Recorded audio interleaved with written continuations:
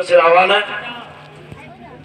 কেন্দ্রের স্বৈরাচারী শাসক ভারতীয় জনতা পার্টির নেতা বর্তমান ভারতবর্ষের প্রধানমন্ত্রী নরেন্দ্র দামোদর দাস মাঝির বিরুদ্ধে আজকের এই বিক্ষোভ সভায় উপস্থিত সম্মানীয় সভাপতি, এই সভা তথা পটাশপুর 1 নম্বর ব্লক তৃণমূল যুব কংগ্রেসের সভাপতি সম্মানীয় চন্দন মণ্ডল, সঙ্গে তার 2 সহযোদ্ধা, আমাদের ভাতৃপ্রতিম পটাশপুর 1 নম্বর ব্লক তৃণমূল যুব কংগ্রেসের সহসভাপতি মহসিন বেগ, সাধারণ সম্পাদক উজ্জ্বল দাস মহাপাত্র, সম্পাদক মণ্ডলীর অন্যতম গুরুত্বপূর্ণ সদস্য লোকনাথ দাস সহ যুব তৃণমূল কংগ্রেসের অন্যতম নেতৃত্ববৃন্দ এবং মঞ্চে উপবিষ্ট আমার যারা শ্রদ্ধেয় দাদাগণ, সম্মানীয় নির্মল কুমার সামন্ত, সম্মানীয় দুর্গাপদ পণ্ডা, পরম সম্মানীয় আশিস কুমার সিনহা, এসসি সেলের নেতা ধনঞ্জয় মণ্ডল, এই সভাকে সর্বাঙ্গীনভাবে সুন্দর করে গড়ে তোলার লক্ষ্যে যিনি কায়িক পরিশ্রম করেছেন অমরসি গ্রাম পঞ্চায়েত এলাকার আমাদের দলের সহকর্মীদের নিয়ে, সম্মানীয় মির্জা জাহির বেগ, আমাদের শিক্ষক নেতা সম্মানীয় প্রবীর কুমার ভঞ্জ, আমাদের পুষ্পেন্দু ভট্টাচার্য, নিশীথ ভট্টাচার্য, আমাদের প্রিয় নেতা শ্রদ্ধেয় দাদা খানিকক্ষণ আগে বক্তব্য দিয়ে গেছেন আমাদের সকলের প্রিয় সরোজ মাইতি বাবু, মঞ্চের সামনে উপবিষ্ট শ্রদ্ধেয় সহকর্মীবৃন্দ, আমাদের মা বোনেরা, বড়া গ্রাম পঞ্চায়েতের দুদুবারের গ্রাম পঞ্চায়েত প্রধান সম্মানীয় দীপক মহাপাত্র এবং অমরসি বাজার এলাকার সমস্ত গ্রামের অধিবাসী বৃন্দ যারা আমাদের এসেছেন, এখানে পৌঁছেছেন, আমাদের কথা শুনছেন, আমাদেরকে সাহস যোগাচ্ছেন, আমার সহকর্মী বৃন্দ, তাদের সকলকে আমার পক্ষ থেকে, দলের পক্ষ থেকে, আমাদের প্রিয় নেত্রী বাংলার মুখ্যমন্ত্রী মমতা বন্দ্যোপাধ্যায়ের পক্ষ থেকে, আমাদের সকলের অভিভাবক শ্রদ্ধেয় শিশির কুমার অধিকারী মহোদয়ের পক্ষ থেকে আন্তরিক অভিনন্দন ও শুভেচ্ছা জানিয়ে গুটি কয়েক কথা আমি আপনাদের সামনে নিবেদন করছি। আমি আপনাদেরকে বলি, সালটা 2014, আমাদের প্রিয় চা দোকানি দাদা যিনি গুজরাটের মুখ্যমন্ত্রী ছিলেন, বর্তমান ভারতবর্ষের প্রধানমন্ত্রী নরেন্দ্র মোদী 130 কোটি মানুষকে কি কথা দিয়েছিলেন, কি কথা রেখেছেন? গ্যাস আপনি ফ্রিতে পাবেন, আপনি আমাকে ভোটটা দিন, গ্যাস আপনি ফ্রিতে পাচ্ছেন?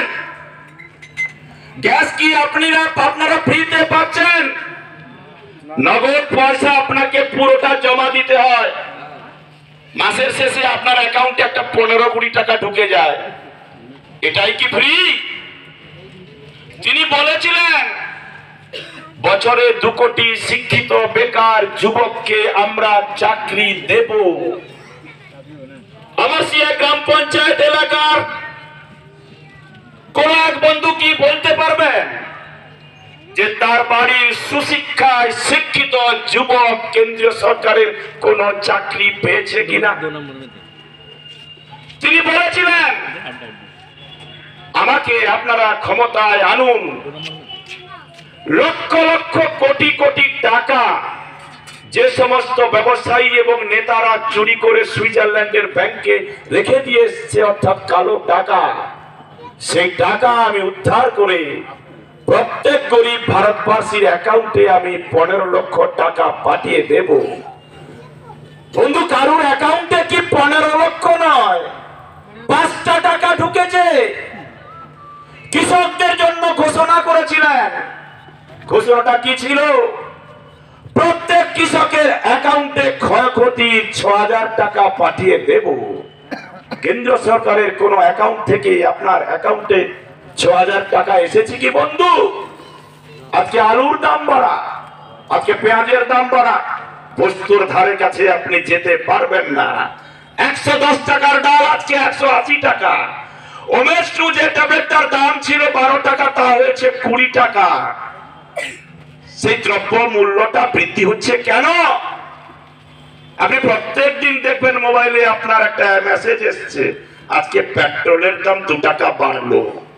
আবার তারপরের দিন দেখবেন পেট্রোলের দাম 4 টাকা বাড়লো, আবার তারপরের দিন দেখবেন 5 টাকা বাড়লো। পঞ্চমতম চমক আপনার জন্য ওয়েট করছে। সেটা কি? কিছুদিন পরে দেখবেন পেট্রোলের দাম 15 পয়সা কমেছে। দাদা, টাকাটা কত বাড়িয়ে 15 পয়সা কমালো?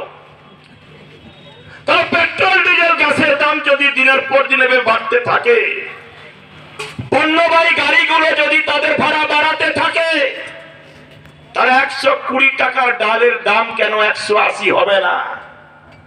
সাধারণ মানুষ কি এটা বুঝতে পারছেন না?